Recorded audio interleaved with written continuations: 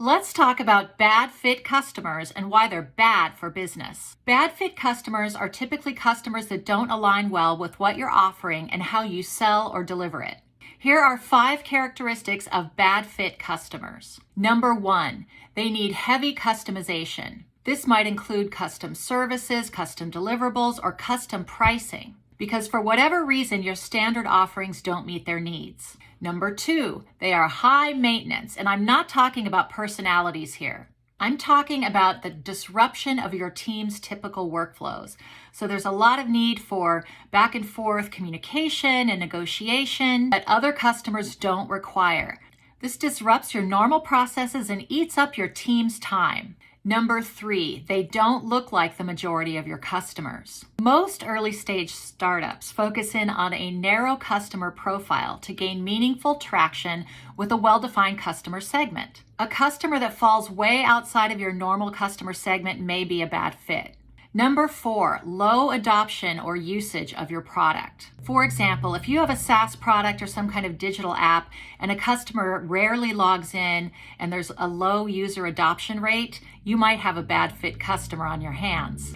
And number 5, budget dumpers. These are customers who suddenly want to park a big amount of money with you with no clearly defined deliverable or need for what you're offering. They do this because they don't want to lose their budget.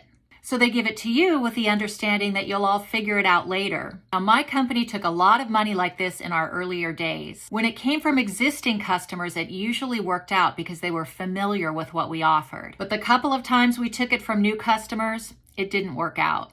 What happens is you spend the money and then months later, you have to deliver them something, and that something often falls outside of your core offering, which again, disrupts your processes and your teams. Bad fit customers are bad for business because they distract and derail you and suck up valuable resources that you need to serve your good fit customers.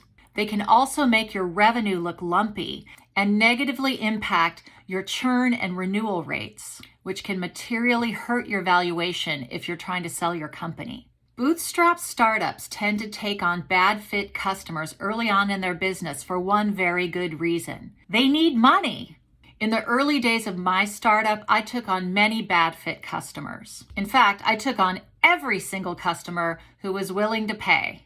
But as the business grows and becomes more financially sustainable, you need to weed them out. This is critical if you plan to sell your company. Because if your key metrics like churn, renewal rate, and annual recurring revenue are compromised by bad fit customers, you could get retraded, which means that the buyer cuts your sale price. And nobody wants that to happen.